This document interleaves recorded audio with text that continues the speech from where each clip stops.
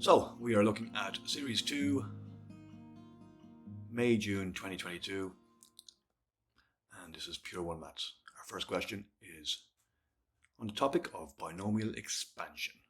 We're looking for a coefficient of x to the power of 4 and another coefficient of x squared for two expansions that we've been given. So I'm going to do out, for the first one anyway, I'm going to do out the full expansion, but as you practice these questions, you should be able to just do the specific one eventually. So we're looking for x to the power of 4.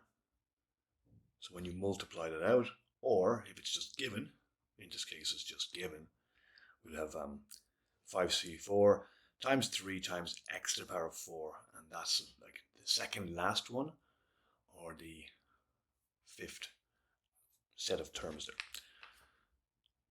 I'm going to circle it as well, just to highlight it in a moment. There we go. And for the second one as well, so making these equal eventually, we have to find the second, so the x squared, wherever that may be.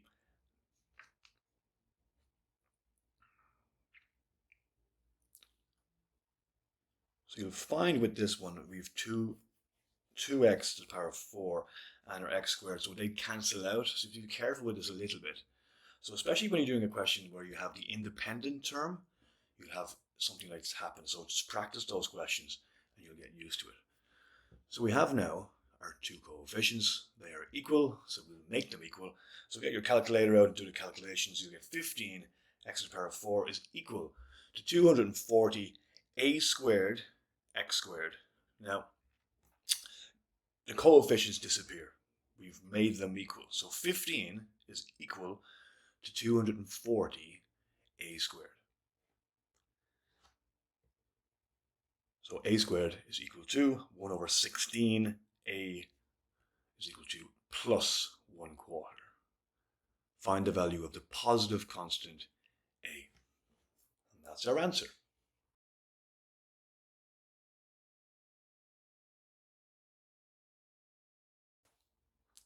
The second and third terms of a geometric progression are 10 and 8. So we have a formula for a geometric progression. AR to the n minus 1. And when you do first, second, third terms, I'm just going to write that out there. So AR1, AR to the power of 1, sorry, AR to the power of 2. And we also have to find a sum to infinity. So that's A all over 1 minus R. So there's our little formulas on the right hand side. So the second term is equal to 10. So AR equals 10 and AR squared equals 8. And you'll just do your kind of like a simultaneous equation elimination here with your algebra. So R is equal to 4 over 5 or 0.8, and just plug that back in. So AR equals 10, 8 times 0.8, so you get 12.5 or 12.5 for the first term. Now we can find our sum to infinity. So that last part is actually quite easy. It's just throw in your numbers. 125 all over 2. That's the sum to infinity for question 2. Question 3 is a more expansive question actually, so let's have a look. It doesn't look too simple. So dy dx, we're looking at a derivative, but I believe we're going to integrate. So the curve passes through the point 4 and 5 over 2, so we're going to be plugging them in as well. So we're trying to find the equation of the curve, so we have to integrate here. So 3 times our inside part, 4x minus 7, will stay 3 over 2, so we have a 3 over 2 on the denominator as well. And don't forget your chain rule there. So divide by 4 or multiply by a quarter, if you will. And the second part as well is 4x plus 1 is 2.5, divide by 1/2. So it's integration there done. You can plug in x and y now if you want, actually. I'm just going to leave it there for a second, but no. 5 over 2 is equal to, so 3 divided by 1.5 is 1/2. The rest of that stays the same. And then there's 4 divided by 1/2 is 8. Plus c. So we want to find our constant of integration there. So plug in your x and y values, so 5 over 2, and plug in the x value, which was 4. And multiply out what you need to do. Get your calculator for this, of course, as well. So we're finding c. C is equal to 5. So just make sure at the end of this that you write down the equation of the curve. So y is equal to 1/2, and then bracket 4x minus 7, close bracket, to the power of 3 over 2, minus 8x to the power of 1/2, plus 5. And that's question 3. Another progression, arithmetic, coming up now. And we're going to use our arithmetic mean, actually, in this question. First, second, and third terms are k, 6k, and k plus 6. So use your arithmetic term. So 3 minus 2. So the third minus the second equals the second minus the first. Kind of idea. So k plus 6 minus 6k is equal to 6k minus k. Just check that yourself with the detail. K is equal to 0.6 or 6/10. And from there you could actually go ahead and just do another part,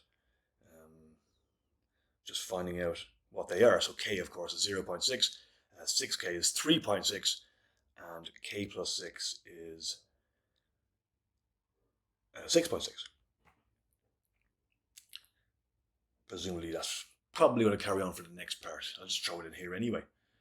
So we're going to find the sum of the first 30 terms, you can see on the bottom there. But before we do that, let's have a look at what our values are. So there they are.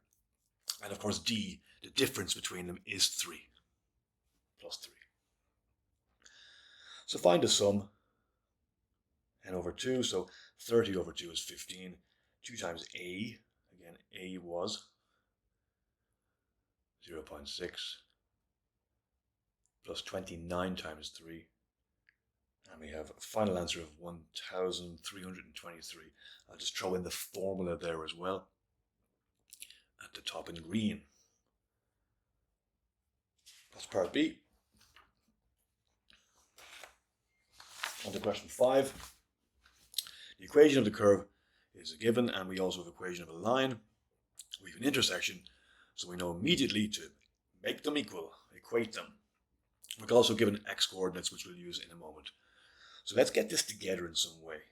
And we want to bring it together into the form that we want. So like you think of ax squared plus bx plus c.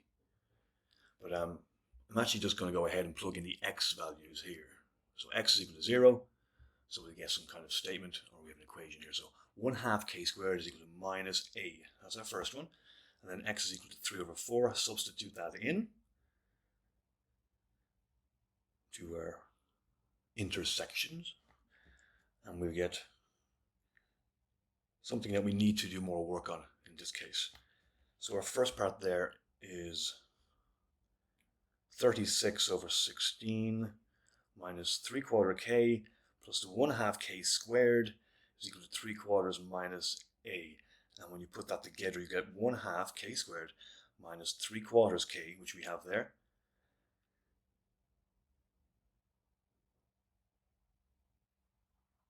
is equal to minus 3 over 2, and then our minus a.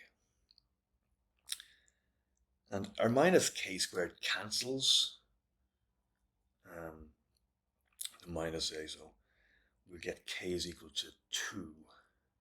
So if you just using your simultaneous ideas again, they're simultaneous equations, right? You know, minus k squared will kind of disappear there. So k is equal to 2, and just substitute that back in, and you get a is equal to minus 2. I'll just do a little quick way of doing that, but you should show that detail, of course. So 1/2 k squared, 1/2 2 squared is equal to minus 2. So that just clarifies and verifies your answer for yourself and your examiner. Given instead, so we have something else that we need to change, and we may need to just redo some aspects of the previous question. So we have 4x squared minus kx plus 1/2 k squared is equal to x plus 7 over 2. So minus and minus is a plus. A is now minus 7 over 2.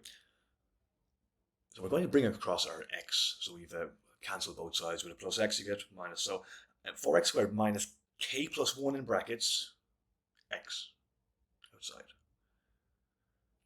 That bit, just be careful. Plus our 1/2 k squared minus 7 over 2. So again, cancelling plus 7 over 2 on both sides. From here, we have a tangent, so we know that with the discriminant, it's b squared minus 4ac is equal to 0. So k plus 1 in brackets squared minus 4 times 1/2 k squared minus 7 over 2 is equal to 0. And just multiply it out, take your time with it, k squared plus 2k plus 1, that first part. And you can do it all in one go, maybe do it in 2 steps with the second part. So minus 8k squared and then minus 56 is equal to 0.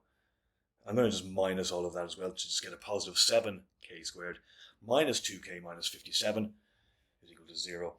And of course, it's a quadratic, so expand brackets and you get 7k and k, so minus 3 and plus 19. And we should get k is equal to minus 19 over 7, and k is equal to 3. And there are the final answers there for this question.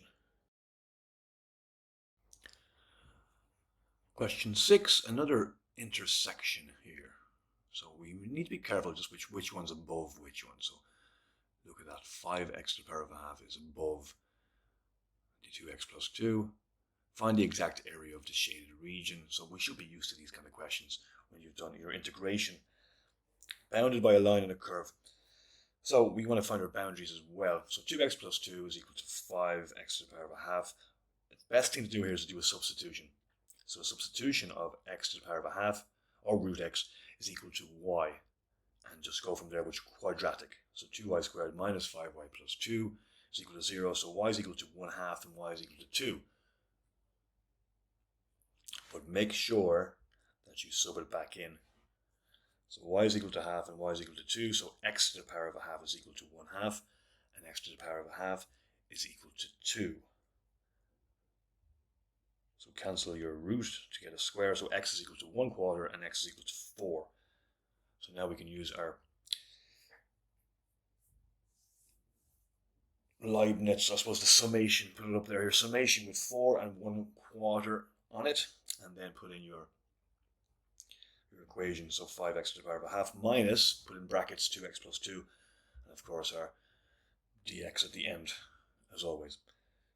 Now you can integrate it. So 5x to the power of 3 over 2, all over 3 over 2, minus x squared,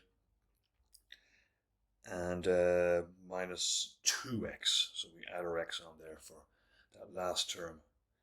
So 5 divided by 1.5 if you want. Not the simplest calculation. With the denominator, you can just multiply with the constants there. So 5 times 2 is 10, so 10 over 3. Might be the easiest way to do that. Your calculator does this work anyway for you. But sure, you might as well do the mental maths too. So from here, we're just going to plug in our values. So we have our boundaries, we're putting them in. So subtract them as you go. And that's integration done. So that's our exact area of the shaded region when you have a line and a curve. And the answers being put out there, just simplified, it's like 8, 16, 8, 1, 8, 1, 16,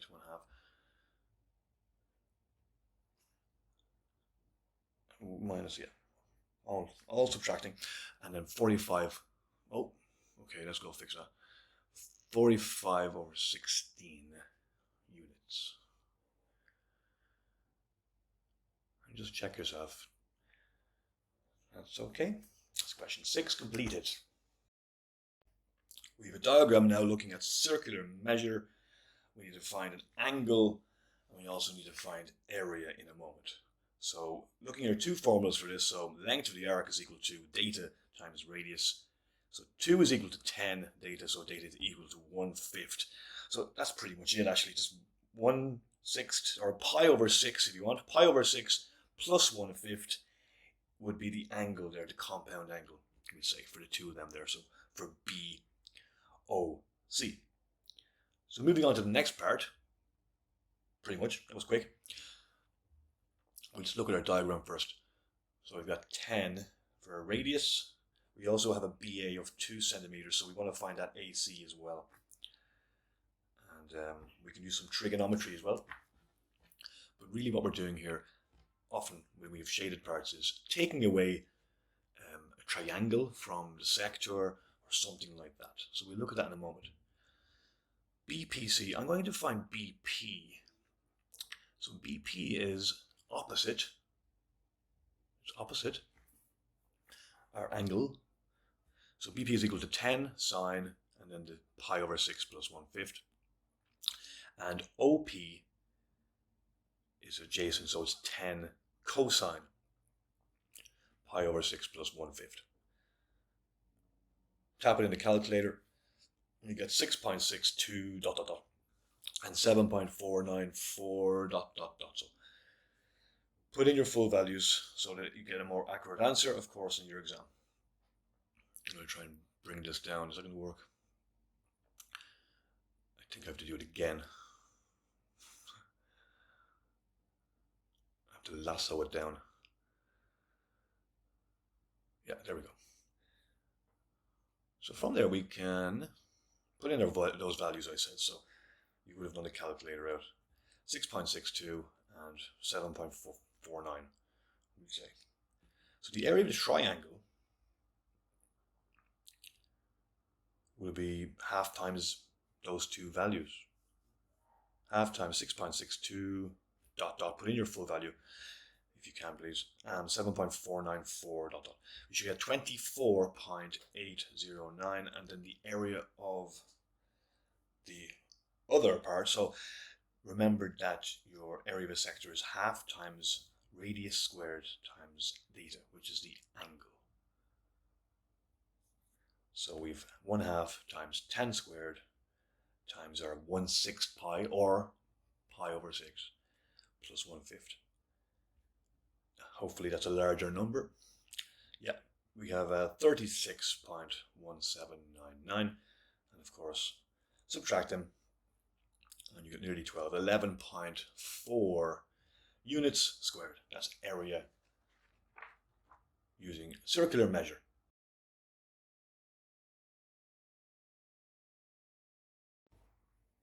So on to question 8, and we're given the equation of a circle, x squared plus y squared plus ax plus by minus 12, and we've 2 points A and B which lie on the circle. So find our unknown values and the coordinates of the center. So plug those values in, substitute in, you'll get 2 equations. In the first one, we'll do in a second, and we'll be substituting for both of them basically. Replace your x and y values.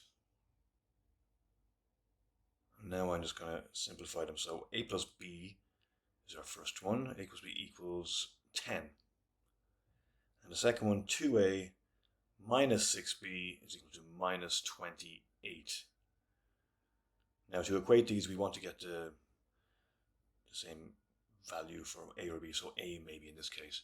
So if I multiply the first equation by 2, I'll get 2a plus 2b is equal to 20.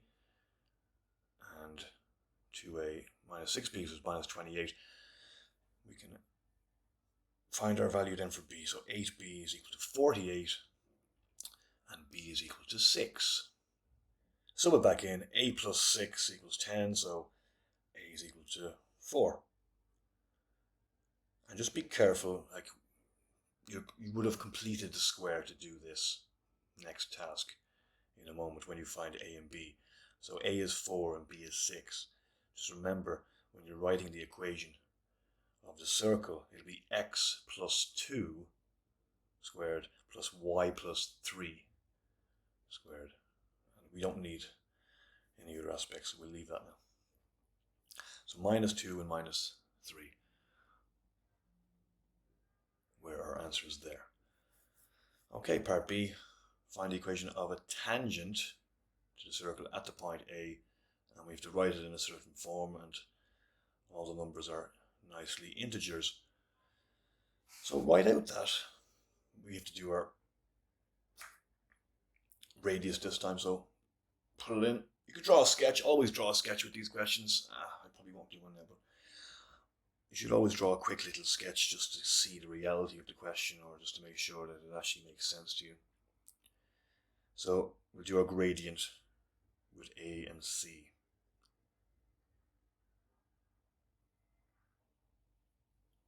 So m is 1 minus minus 3 over 1 minus minus 2. Using the values from A and C is 4 over 3. We want to use our perpendicular gradient, which is minus 3 over 4 for a tangent, as you see. And then pick one of your points. So y minus 1 is equal to minus 3/4 times x minus 1. So again, make sure you write it in the form that was given. So you can multiply your 4's out there. So you get 3x and 4y. So 3x plus 4y is equal to 7. And as I said, draw a sketch for that. You'll have your circle and your tangent will go through, and it'll just make more sense. When you've done that, you'll know it's perpendicular for a perpendicular bisector is often a kind of question you get with that topic as well. Okay, question 9. We have dy over dx, or differentiation. So 3x becomes 3, your 1 disappears, so just be careful here with the chain rule, really, that last part there, when you multiply by 3. So you'll get 3 minus 2 times brackets 3x plus 1 close bracket over to the power of minus a half times 3.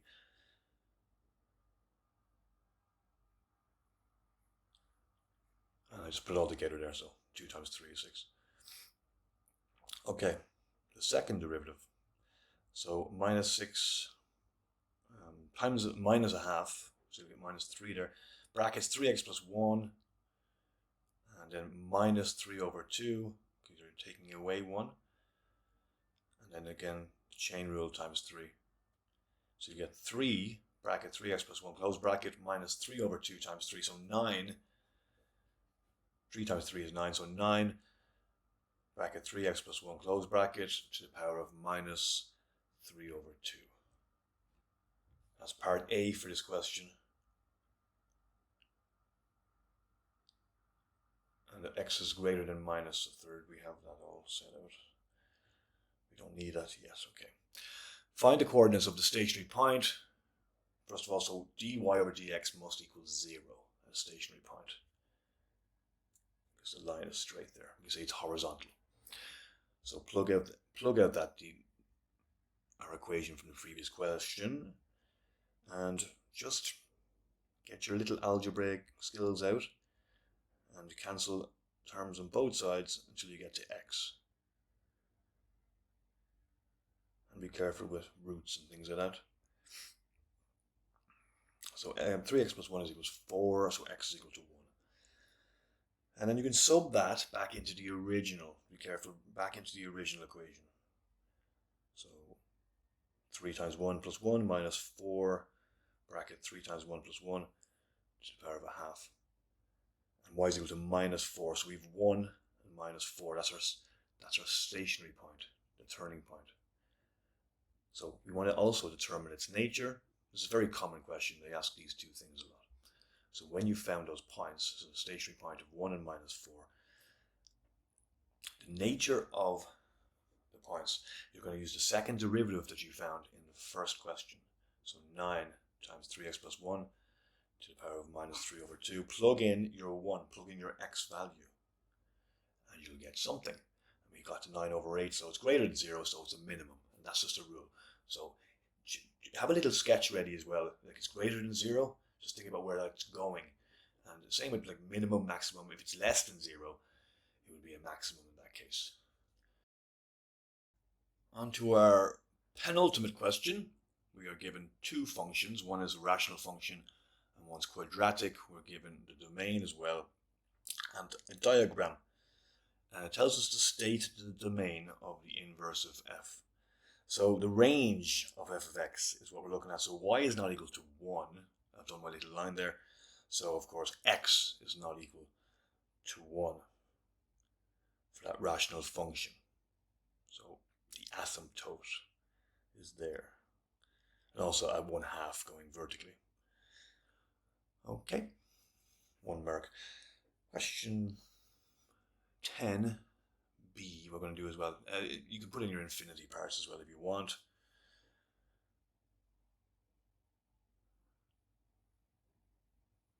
And that's straightforward. Find an expression for that. So I just always make sure I put x, so change them around first. X is equal to 2y plus 1 all over 2y minus 1. And from there, multiply across, and then bring your y's together for the next step, and then factor out. In this case, we're going to factor out 2y. So 2y, and then x minus 1 is equal to x plus 1. And then, of course, y is equal to x plus 1 all over 2 times x minus 1. But just multiply it out if you want. X plus 1 all over 2x minus 2 is the same thing. So I'll just put both of them there as well. Okay, that's that part done. We have another one now. G, the inverse of f, and we got 3. So we replace x with 3. So do the 2 steps of this. So the inverse is f with 3, so 3 plus 1 all over 2 times 3 minus 1. So you get 1, that's the answer for that first part. And then G, so plugging into G, our quadratic equation here. So 1 plus 4 is equal to 5. It's pretty straightforward. Let me just put in the names there just to make it clear what we were finding. So your second part goes into your first part. I should put an arrow here actually. I don't mean that equals x squared plus 4. I just mean it's, yeah, done there. D, explain why the inverse of G cannot be found. You can check it with the horizontal, the horizontal line test. There's going to be 2 points. You want to have a one-to-one function.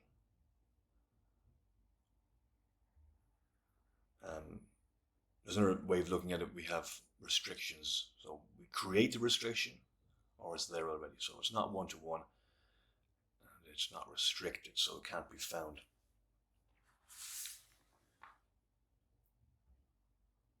And that's the answer pretty much. It fails the horizontal test, is what I wrote there. And just also it's not restricted, so it's not one-to-one either. So you can say those things. That's your explanation.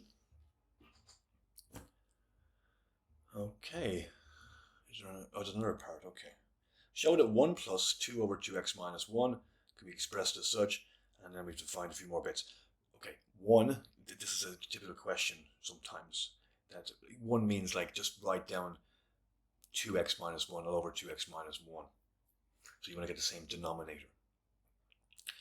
You could just skip the next step, just throw it together. So basically 2x minus 1 plus 2 is 2x plus 1, and your denominator is the same anyway, so you end up with 2x plus 1 all over 2x minus 1 as stated, so we've expressed it. Hence, so using that, we have to find quite a lot. It's quite a lot to read here in a sense, just to get your head around it. The area of the triangle, we'll get to that, enclosed by a tangent to the curve at a point where x is equal to 1 and the x and y axes. So a little bit of detail there to kind of just think about. So we're going to rewrite our function there, just so it's no longer a fraction. So we derive it there. So 2 times minus 1, brackets 2x minus 1, and of course it was minus to the power of minus 2. Don't forget your chain rule, times 2. So we end up with minus 4, and then our inside part, so 2x minus 1 to the power of minus 2, and we're told it was at the point of x is equal to 1, so we plug that in. So we end up with 1 anyway, 1 squared if you want. It doesn't make any difference. 1 squared as a denominator, still the same thing. So the answer is minus 4. Run out of space here. Okay, tangent. We go up the top. Our tangent, we're going to do our equation of the line. So using what we have a gradient of -4. So y minus 3 is equal to -4 bracket x minus 1. Simplify it all out. Y is equal to minus 4x plus 7. From there I can do my thing. I'm actually going to do a little addition to the diagram. So when it's x is equal to 0 or y is equal to 0, find your points. So x is 7 over 4 and y is 7. And just put them in. I know the 7 is a bit above, but it doesn't matter. I'm going to join a line there as well. So you can see the y-axis going down from the point to 0 is 7. And from 0 to the 7 over 4 is indeed 7 over 4. So the area of a triangle, as you know, is half times 7 over 4 times 7. Whatever order, doesn't matter, it's commutative. And you'll end up with 49 over 8 units squared. Brilliant stuff. And now we're on to the last one.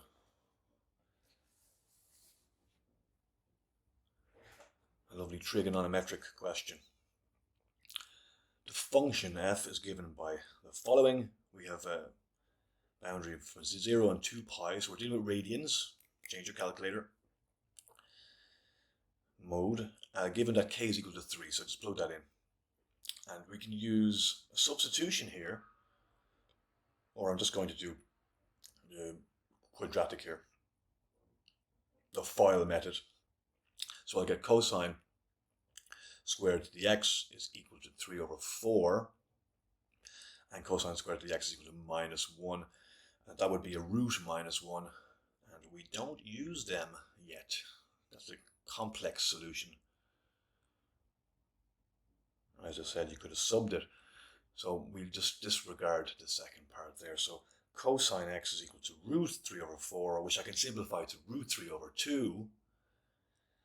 Of course, two answers, so positive and negative versions of that. So that's root 3 over 2 is 30 degrees, or in this case radians, pi over 6 in the first quadrant.